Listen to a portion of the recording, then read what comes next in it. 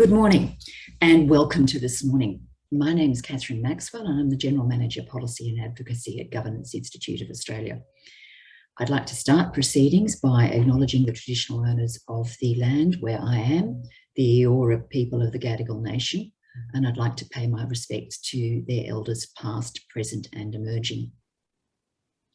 And on behalf of Governance Institute and Women on Boards, I'd like to welcome you to This Morning. And it's no accident that this is our first event of 2022 and that these are the topics we're going to discuss, because I don't think that I have seen these issues front and centre since quite early in my career. So I think it's going to be a really amazing discussion this morning. And to guide our discussion, I'd like to introduce our chair today, Walkley Award-winning journalist, writer and commentator on women, Catherine Fox. And I was saying to her earlier, I am a huge long-time fan of Catherine's. I used to always read her columns. And I think that she's been always able to capture the experience of women and reflect it, not just women in the corporate world, but I think women more generally. Catherine helped to establish the annual Financial Review 100 Women of Influence Awards in 2012 and was herself named a Woman of Influence in 2018. She's a gender equality advisor to the Australian Defence Force, a member of the Australians Investing in Women Board, and she's co-founder of the Sydney Women's Giving Circle. So I think it's going to be a great discussion. I'd encourage you to ask your questions as they occur to you and hand over to Catherine. Well, thank you, Catherine. And thank you for that lovely compliment to say that you've been a follower of my writing, which of course I continue to do as a freelancer, although I was at the Financial Review for a long time. I'd also like to acknowledge the traditional owners of the land that I'm on, the Dark and Young people, and pay my respects to elders past, present and emerging.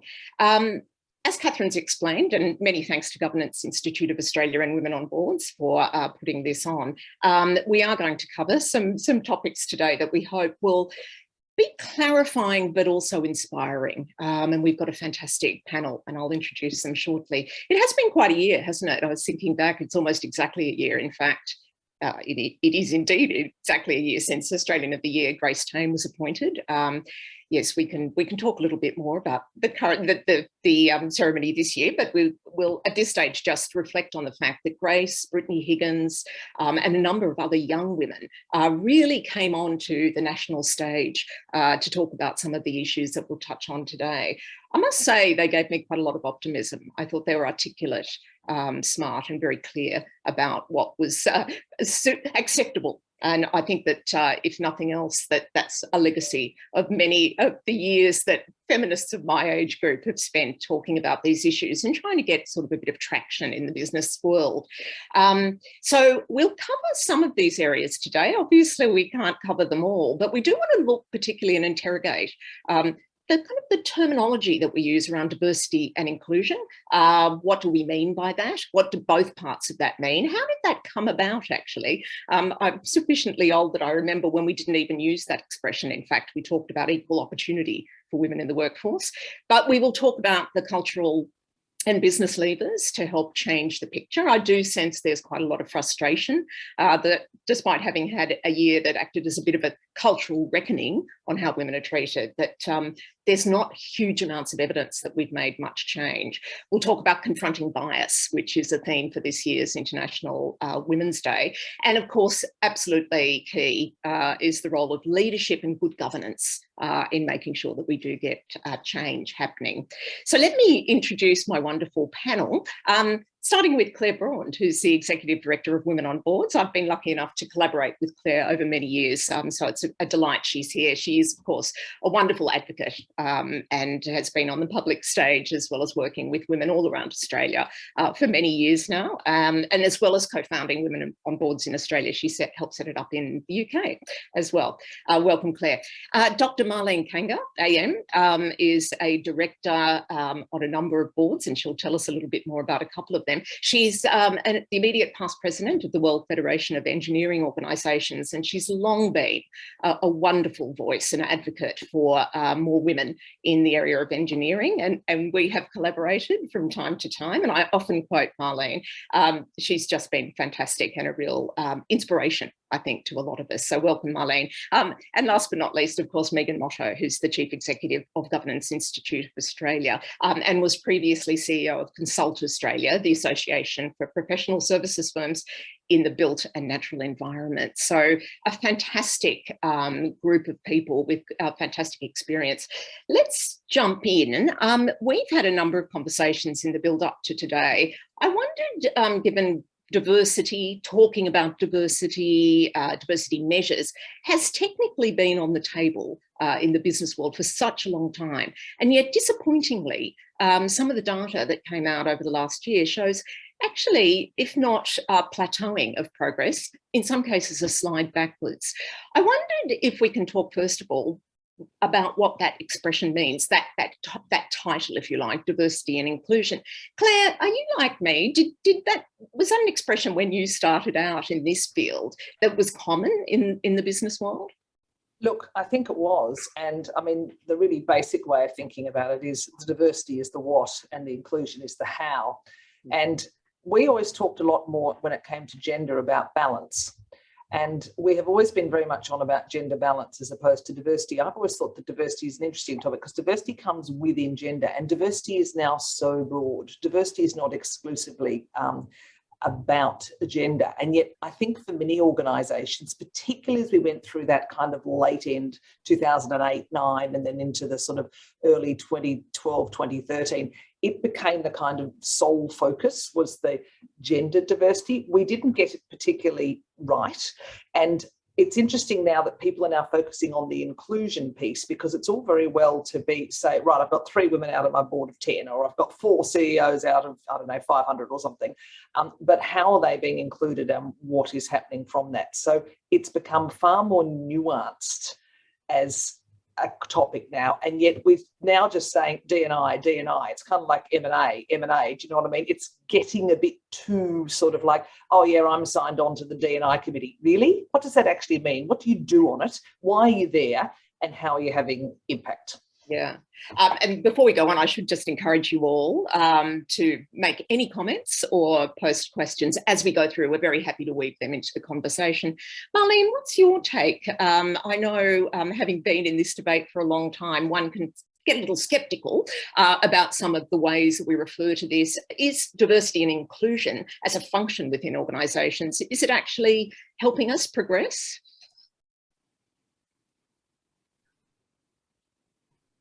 Thank you, Catherine, for the question. And it's great to be here this morning and with such a stellar panel and to see so many registered attendees as well. Yes, I think I'm at I like to say at the extreme end of the spectrum of diversity, being a woman and a woman of color and an engineer. So I've copped it all. It's a 3 strikes against me, if you like. And I think it's the diversity issue is almost easy. You know, you can say, oh yes, we've got a diverse workforce. But the business case or the case for innovation and the case for progress and performance comes from inclusion. This is where the rubber hits the road and it really makes a difference. And it's not just the how, it's the why we have a diverse workforce. Because you've got to say to your team, to your people, we want you because you are different. Because you are different, you have something, we believe you have something new to say, something fresh to bring to the table, new ideas. And this is going to help us to innovate, manage risk, you know, and be far more efficient and effective in the business world and whatever other world we're in. And this then, I think, will inform the culture, because then you're genuinely inclusive because you've got a very good reason to be inclusive. And I think that's the driver that we need to talk about. Yes. And Megan, are there examples in your experience of organisations that truly understand both parts of that picture?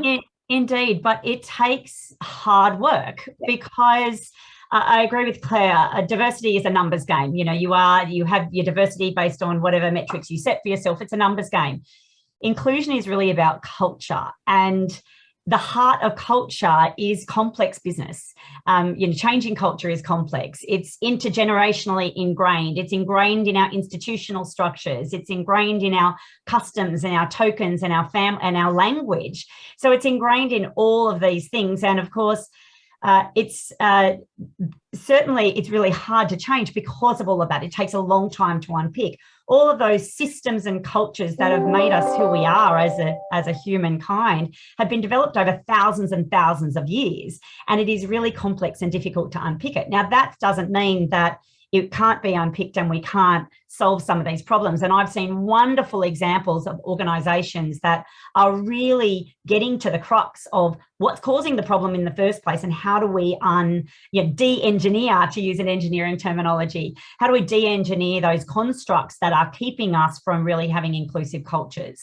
So you can do it, but it's hard work. You have to understand the biases, and I know we're going to talk about biases today. You have to understand the theological and theoretical underpinnings of why we are as we are as a society. We need to understand and really tackle the systemic and structural imbalances that exist. And that is a really hard systems to pull down at times, as evidenced by Brittany Higgins and some of the other stories, which I know we're going to talk. These are deeply ingrained structural features. So it is difficult, and you have to really unpick very deeply under the skin to really understand how to have an inclusive culture, and then to implement those things that can be quite difficult and can be challenged with a lot of backlash.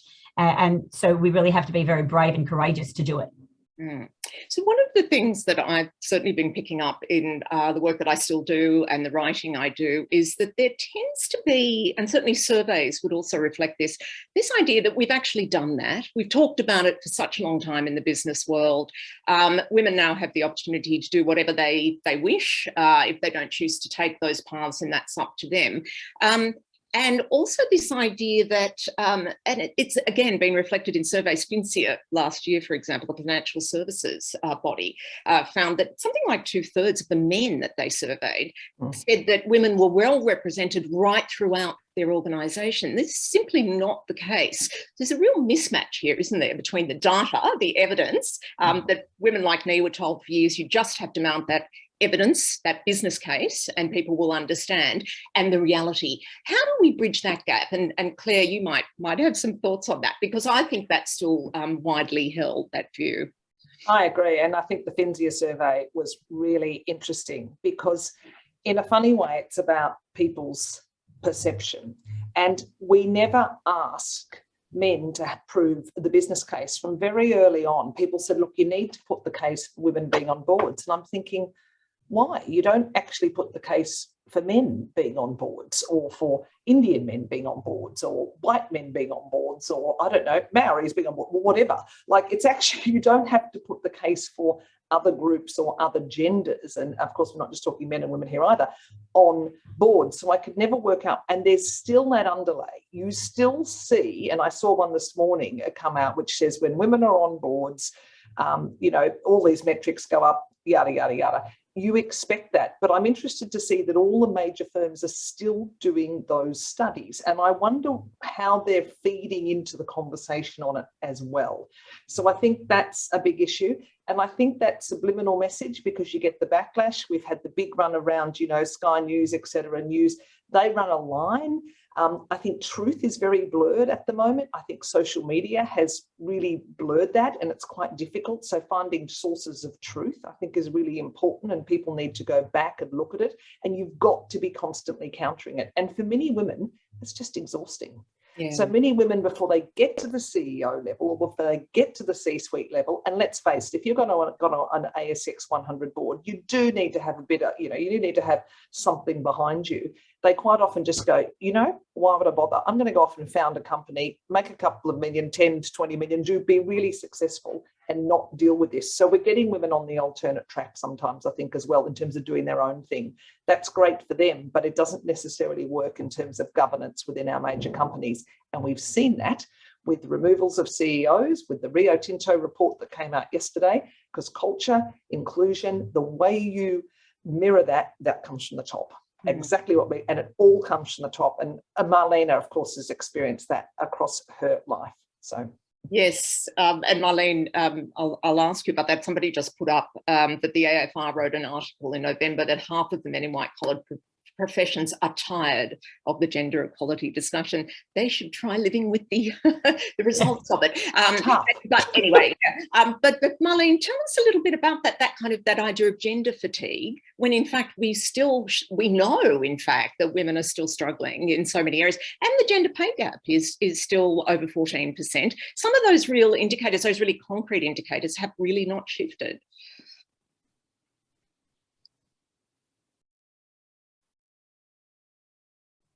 Yes, absolutely. These indicators haven't shifted. And even at entry level, we have gender pay gap, and especially including in STEM organizations. And I think the way to shift it really is through, as Claire said, through leadership. Through leadership from the board and from the CEO and the executive team. And my experience on boards has been that we have been able to drive the analysis of what the pay gap actually is, the reasons for that, and to address it. And addressing the current gender pay gap can be done in a couple of years, and it actually isn't a great deal of money. And the other thing that needs to be done is the reasons for that ongoing gender pay gap, which is often when parental leave is taken by, mainly by women, and they get left behind in the promotion stakes. So, but it requires constant vigilance, but getting those reports through higher levels of management and to the board drives a high level of awareness and makes it happen. And that's one great example of how leadership matters in making the changes that we need. While we're on that, Marlene, you're on the board of Air Services Australia. Just tell us a little bit about that. It's a quite male-dominated area, and then we're going to show a little recruitment video which shows what you can do when leadership actually is active in this area.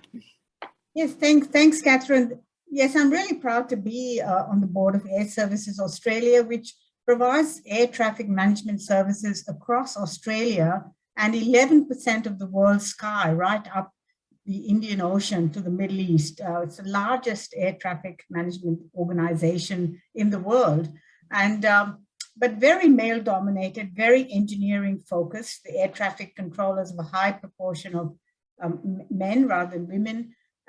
And we also have firefighting services at all the airports, again, very male dominated.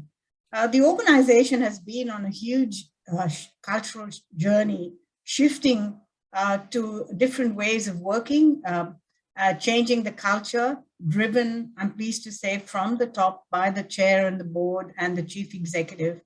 And they have addressed this in various ways. One of them, of course, is recruitment. And recruitment of more women in the firefighting services was identified as something that we wanted to do. And what I have here is a video of Air Services, a new video on recruitment, which shows a diversity of firefighters. And I'd like to say that there's plenty of similar videos by Air Services that were made in earlier years. And I encourage our attendees to look at them later, and you'll see the difference. You'll see the difference straight away. Thank you. Absolutely. Let's show that now. At Air Services, we play a crucial role ensuring the safe, reliable and efficient use of Australia's skies.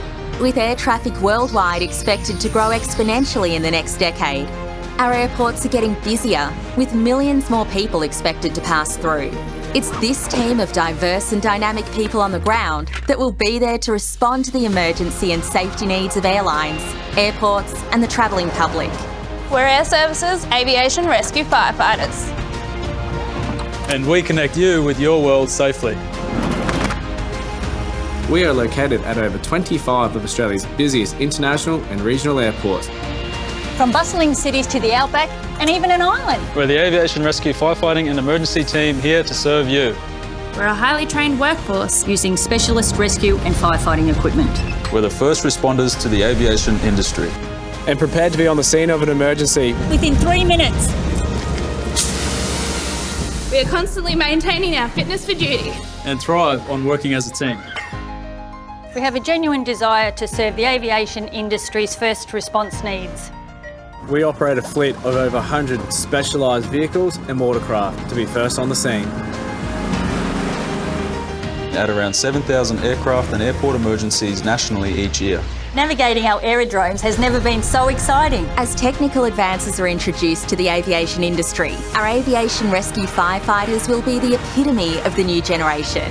The firefighters of the future through their versatility, diversity and capability. At Air Services, our people are driving the transformation of the aviation industry and planning for tomorrow. We are the career for the future. We are Air Services Australia. That reminded me actually, Marlene, of some of the work that Defence has done over the years with some of their advertising. And it really struck me when I was living in London a couple of years back that the military over there, their ads were all men and just about all white men, whereas they've made a real effort in Australia with the ADF to actually show a very diverse group of people in their advertising. It's not the only part of the puzzle, we know that, but gosh, it sends a very strong message. Megan, what about the areas that you've looked at and the organisations you've looked at, particularly with Consult Australia? There have been some outstanding examples, haven't there, of organisations that have actually really got to grips with this. Indeed. So I started the first mirror group of the male, what was then the Male Champions of Change, which of course Elizabeth Broderick set up back in 2011. And I started with Liz's help the first mirror group in 2012 with the engineering bosses. Of course, I represented at that time around 300 of the major engineering firms all across Australia who design all of the major buildings and infrastructure that we enjoy in our quality of life. And of the 300, exactly 0 women were CEOs of those firms. And you know, we really, I think that for a long time, we had looked at the pipeline of women coming through engineering and just blamed it on the pipeline. And yet what you couldn't do was blame it on the pipeline of, we might have had only 12%, for example, or up to 30%, depending on the field of engineering graduating out of the university ranks. And yet represented in the graduate ranks of the firms, they were in much lower numbers. And then once you got up to management ranks, they were nearly non-existent. So losing them out of the pipeline when we know that female participation in the workforce is still in that 70 to 80% range, is just not acceptable in terms of when you look at the data. And you talked about data before, and of course, engineers love data. So it was really important that we understood the problem first and foremost. We conducted a survey and we found some really interesting things that were in fact quite damning. For example, we found out that graduate engineering females, so females that went into the graduate ranks in firms, were in fact paid 3% more than the males on their first year in firms.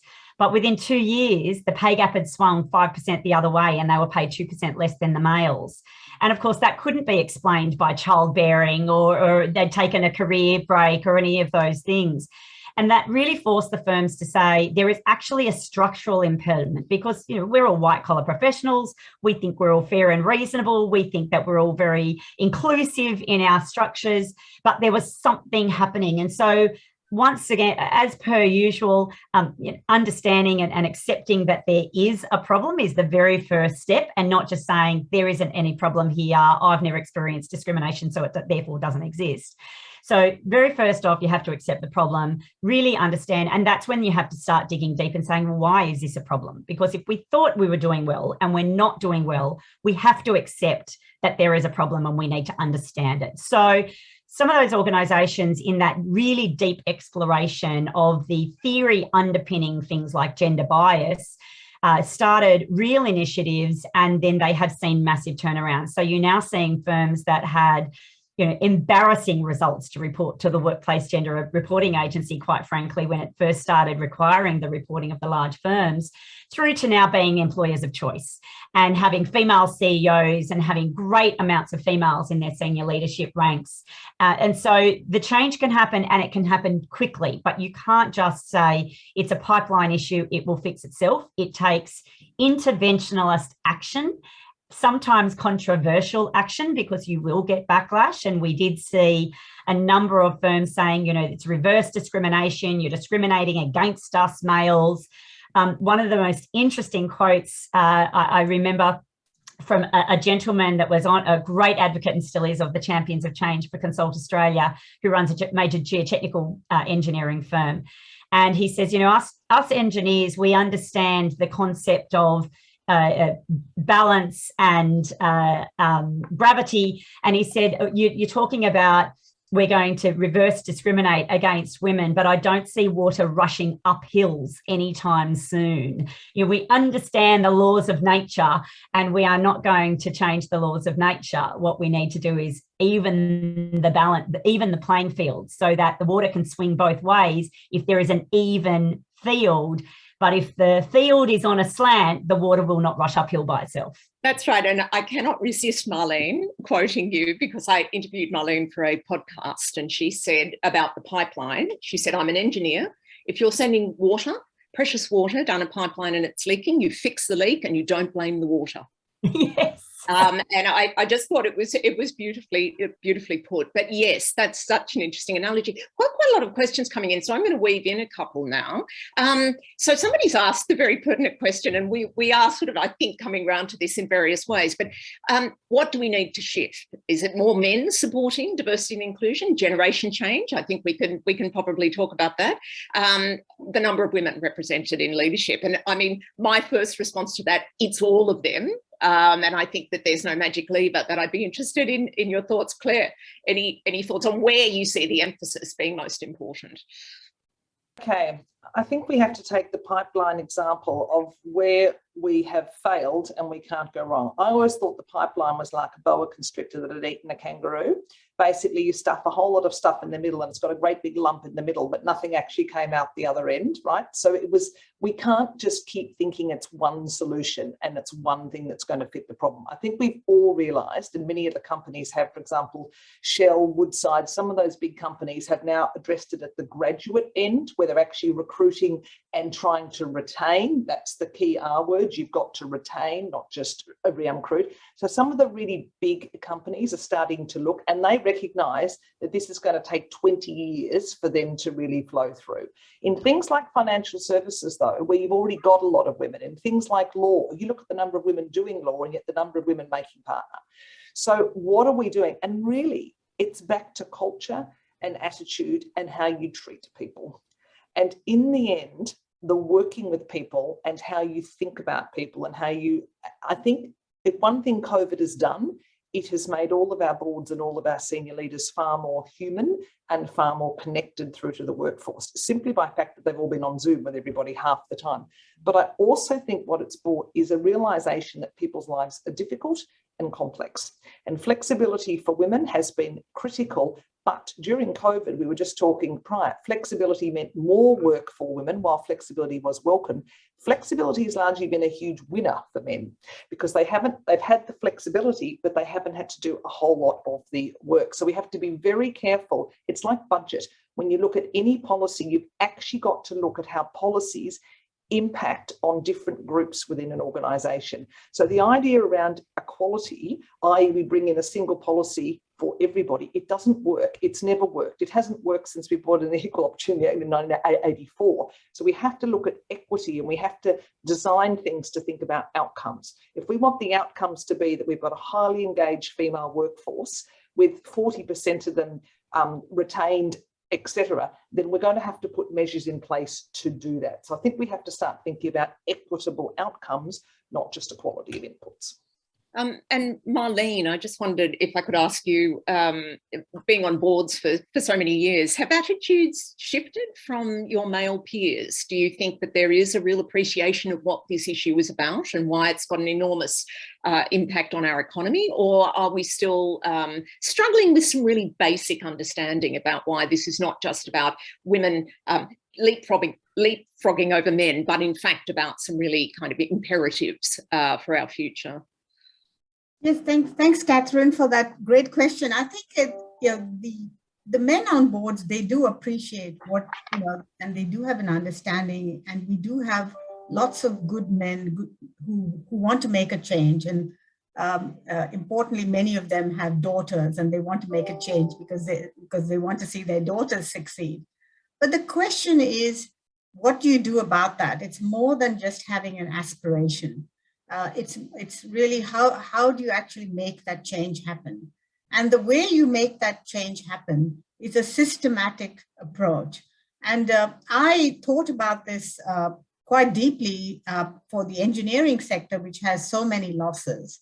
And I was asked, what do women want? We're putting in all these policies, we're spending all this money, and we're not making any difference. And that's when, having thought about it, I realized that we have to make a change to the system. And I borrowed from safety. Now, safety in engineering and manufacturing and mining and all those industries has had a huge cultural shift towards teamwork and greater inclusion over the last 30 years. You've moved from she'll be right, mate, and anything goes, to a very systematic approach where everyone wears their personal protective equipment, from the chairman of the board to the lowliest subby, trainee or whatever. Everyone obeys the rules. Safety is non-negotiable. And this is because the culture is that we are looking after each other at work, and we want you to go home safely to your family. And that culture shift, I took that approach and applied that and said, why can't we apply that to diversity and inclusion, a systematic approach which says inclusion is non-negotiable, and this is how we're going to do it. And we borrowed from safety for some leading and lagging indicators to show how we're traveling. Not only what are the changes being made, but how are those working, and are we making a difference? And I'm pleased to say that companies that took that up, engineering firms, they were able to shift the dial in a couple of years and became employers of choice.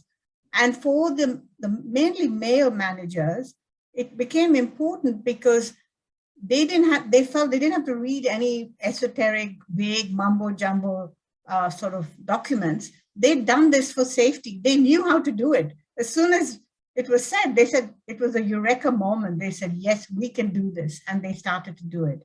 And so there is a way, and I'm pleased to say the boards that I'm on are doing it in a systematic way.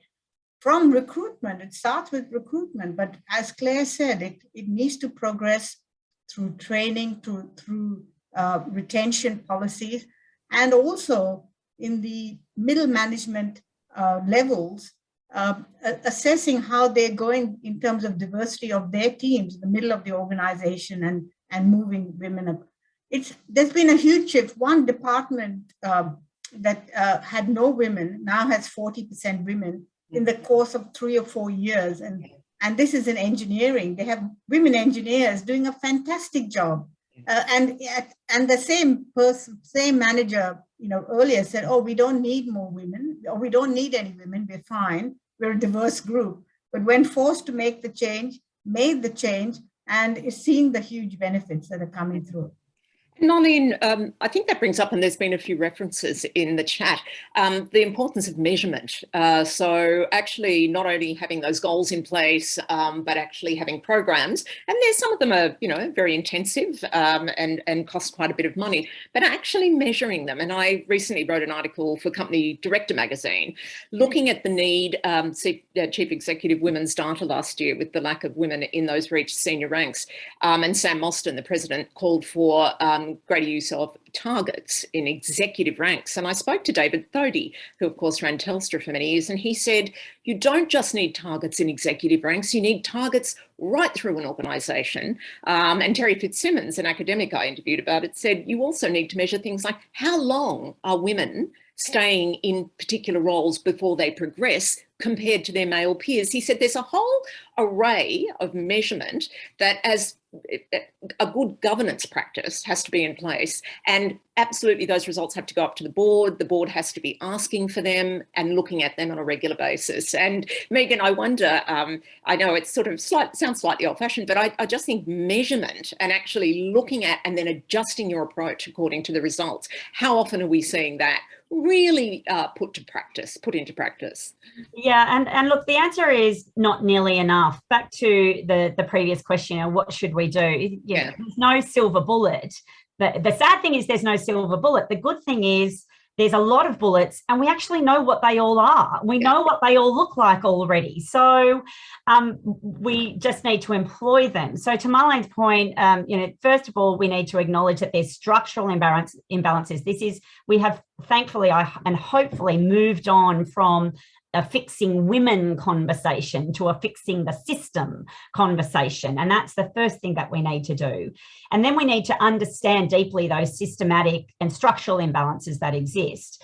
The third thing, of course, is measurement, because what gets measured gets done. And to Marlene's point, when I first started the Champions, I had a very senior woman come in to talk to the first group of champions. And she said, I'm going to ask you 3 questions. And it really resonates with Marlene's point around safety, because she said, I'm going to ask you why you're here. And without doubt, around the room, everyone said, oh, we're passionate.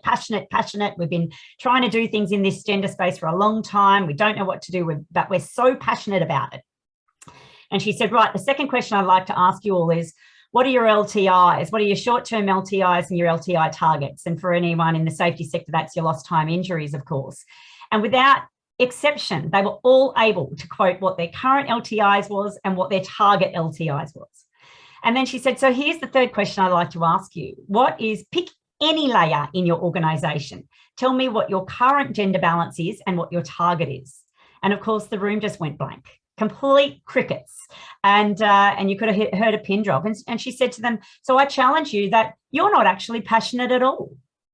So you've got to challenge people that what gets measured gets done. And we know that the reporting, there's some tweaking that needs to be done, of course, and we need to get organisations to do it better. We need more granular data, but the reporting for the Workforce Reporting Agency has made a difference, because organisations can see in black and white, gee whiz, I didn't think I had a problem and maybe I do.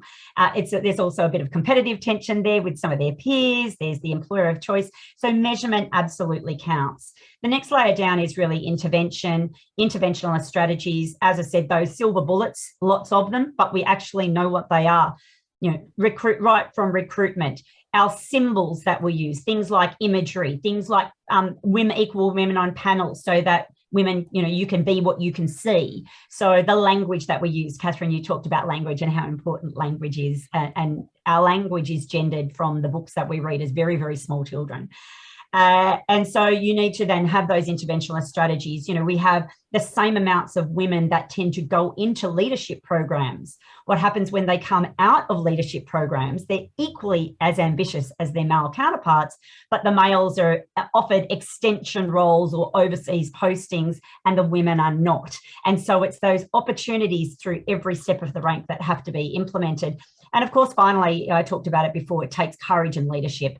It takes courage because this is not going to be solved properly. It is a long-term program. And so the fatigue that we experience, the backlash that we experience, it takes courage to stick to the metal and continue on. And that means some things will fail.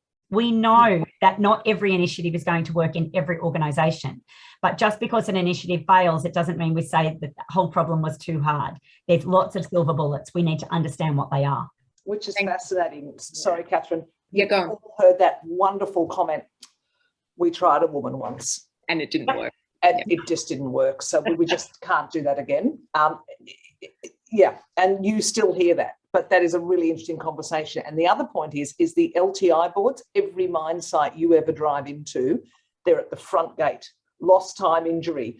We've had 180 safety-free days. Wouldn't it be great if we had the same billboards up about the workforce at the front of all of our mining sites? Yeah, and in fact, Claire, about this time last year, I was writing about sexual harassment and bullying in the workplace, and a number of the people I spoke to for that article, all on boards or chairing boards, said the same thing. We should be having this as a regular part of our dashboard at every board meeting. It's a risk issue. It's a huge risk issue, and it's also a big ESG issue, and it's a workforce issue. I mean, it's really it is a massive issue. Let us not forget AMP.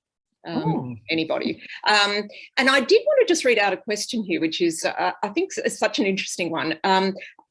Sandra Wilson, who said, I've always felt that we put men on a pedestal for striving for gender equality, naming them as champions and so on, when women's voices as champions do not get the same kudos. Why do we need to continue to elevate men in this way? for what they should do as part of their leadership responsibility. Interesting one. I don't know if anyone would like to tackle that. I'm happy to make I agree. Sorry, Marlene. I'm very happy because I've always stood out against the pack a bit. I've always been a bit concerned that we create. WOB set out to make an equal playing field for everybody who wanted to access board roles to be able to do it. We did not want to replace a white men's club with a white women's club. And we wanted to have transparency so everybody had access. And that's been one of our great successes. And I think, interestingly, what happens is that people then jump on the bandwagon. I interviewed the founder of the 30% Club, who I knew quite well, in London. And Helena and I agreed to disagree because I said to her, I would let them in once they'd got to 30%, whereas she let them in as an aspirational thing. And in the end, it became a bit of, oh, this is the place to be. This is kind of like the new Ivy Club, and we are kind of the big key people in town because we are part of this club. And you have to be very careful because you see lots of young, up and coming, kind of brash, smart, young male executives in sharp suits going, I've got to get into that club. And so the question is, we have to be very careful about those conversations. And you're dead right. Women who've been doing this for decades, for generations, we saw several of our key politicians, in fact, die in the last couple of years. Some of the absolute bedrock founders around moving women through to board roles, like Susan Ryan, like, some of the really fantastic women. And yet they're not given quite as much accolade. So why are men so celebrated when they include women? Some men actually step back from that and go, look, really, it's just part of workforce recruitment. I think that's going to shift, and I think it is going to shift as we move past the 60+ generation. That's my personal view. It could be based on nothing other than anecdotal experience. But Marlene, you agree? I've got no doubt. No, I've got a different take. I'm going to say, why not? We should say to the men, why aren't you doing something about this? This is a deep ethical question. If you're doing about it, well, there's something very wrong, and especially in Australia, where we're supposed to be such an egalitarian country. And, so I would like to ask, why aren't you doing something about it? What about all the others who haven't stepped up? Why should we have a special club for a small number of people? And we should really be including everyone, people of color, people of, diverse gender, Indigenous people. We've got to value what Indigenous people bring to the table. They have so much that we can learn from. This is something that's very important for Australia as a country. And as long as we keep these barriers up, we're making barriers for ourselves, for our country and our society. And it's for everybody. Yeah, look, I'm inclined to agree with Marlene.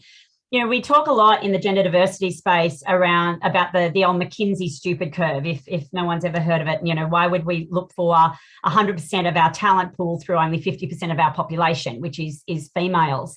But similarly, if we're going to solve a great and complex challenge like diversity and inclusion, then why would we draw from only 50%, and that is the women champion diversity and inclusion, or other minority groups, for example? We need 100% of the population to be stepping up. And it was one of the great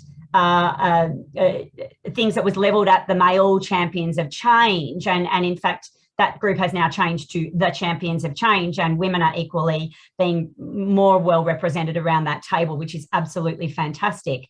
But it was always men stepping up beside women, not stepping up over the top of women to, we'll solve this problem for you. It was a recognition that women had been trying to do it alone. The suffragettes and the feminists have been trying to do it alone for so long. It was a recognition that men needed to understand deeply the life experiences that were holding women back, not their capability, but their actual experiences in a system that were holding them back. So I do think that it's important that we celebrate both women and men that are trying to shift the dial on one of the most complex issues in society. Yeah, and there's a comment here. I think we need to challenge men who say they want this for their daughters. It's just as important for their sons. And I think that makes a really nice point. There's a couple of questions here, which I think we partly talked about, but the panel's opinion on reverse discrimination, which we've already actually mentioned. So basically quotas, I've mentioned targets. there's a lot of different opinions on them, whether they actually can be quite counterproductive. And I just wonder, any thoughts on them at this stage? Claire? I think we've gone past the quota conversation. We were having it, 2009, which is when we changed the principles and recommendations. You saw 8 women appointed to ASX 200 boards in 2008 and 63 in 2010, which really showed you that it was the industry getting on top of it. It's very difficult in a liberal democracy, which as we have, versus a social democracy, which of course is what the Scandinavians have. And we have 2,500 companies listed on our stock exchange. You could bring in a quota tomorrow for the ASX 200, quite frankly, and they'd grumble and complain, and they're at 32% anyway. And if you brought in a 40% quota, it would be easy. If you brought in the quota for the whole stock exchange, it would be a problem. Having said that, I think implemented targets on government boards that are effectively quotas are very important, because government boards sit in a different category and they serve the whole country. So I think you have to be nuanced around it. But I think the quota conversation, as I said, I think we're sort of almost 10 years past that. Yeah, if I can jump in on that one, I completely agree with you, Claire, and it is very difficult. People talk about quotas, but it's actually a little more difficult to implement than it is implied. And certainly as has been done in different jurisdictions. I think targets with teeth. I think that if you're just going to talk about reverse discrimination and having organisations that set targets that may seem arbitrary at times, but they're going to really shift the dial, I think they're really important, because we actually have to have interventional strategy to solve this problem. More of what we've been doing in the past is clearly not going to get us there. So, the great definition of insanity of Einstein, of course, we need interventional strategies. And it's only when you start expanding your thinking, which you sometimes have to be forced to do, because we all like being comfortable. There was a great report written by the champions, which of course I quote a lot because that's where my experience comes from, called the merit myth, or the myth of merit. And we always talk about targets and denigrate targets, saying, no, but you shouldn't be there because of a target. You should be there because of merit. Well, guess what, guys? Merit is a human designed construct. In fact, it's a business designed construct, which means it was pretty much designed by men. And if we're going to move into a real conversation about unconscious bias, which, by the way, we all have, it's a part of human nature, but we all have particular biases, whether that's to taller people rather than shorter people for leadership positions, or people of a certain colour, or people of a certain gender. We all have biases. It actually requires us to challenge those biases in order to open up the conversation. So I think targets and a little bit of reverse discrimination is really good, because it forces us into that uncomfortable zone where we actually learn to do things differently and better.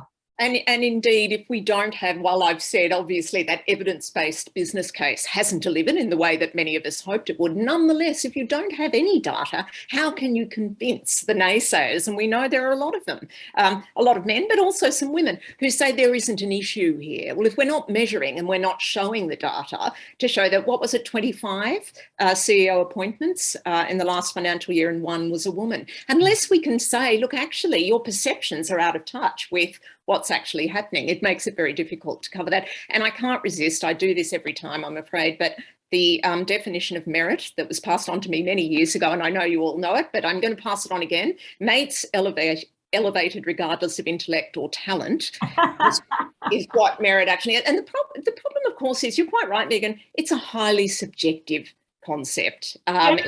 Even in the business community, where we love data, and senior leaders who are so data driven, and they'll say we've taken the names off the CDs and all the rest of it. But when it comes to interviewing candidates, we consider meritorious candidates are those who we feel more comfortable with, which generally speaking means people who look and think like us. Yeah. Now, that is the antithesis of diversity and inclusion. So that's the nexus that has to be broken. I'm conscious that time's getting on, and I will ask you each to perhaps give us a little bit of a wrap-up, a thought to leave the audience with. But before we do that, number of comments about the report on Rio. Do we think that will actually inspire a bit more action? We've said this is a critical issue.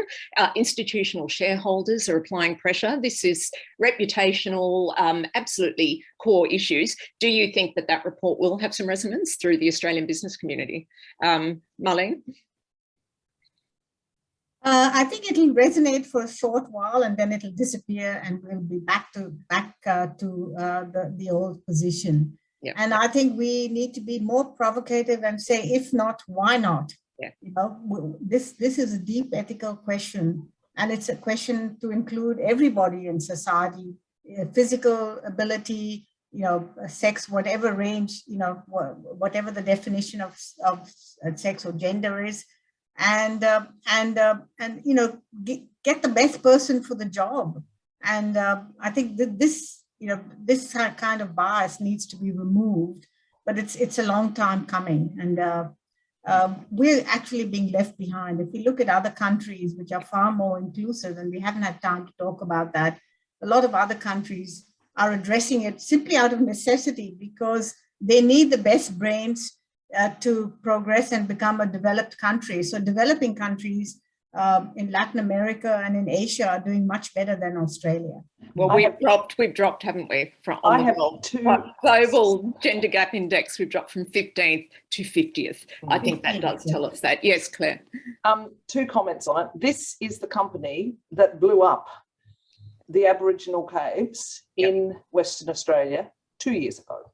Yep. Okay, that spoke completely to toxic culture in the leadership and at the top of that organisation. There are some incredibly fine people working in Rio, do not get me wrong, but that spoke incredibly to what was going on at the top.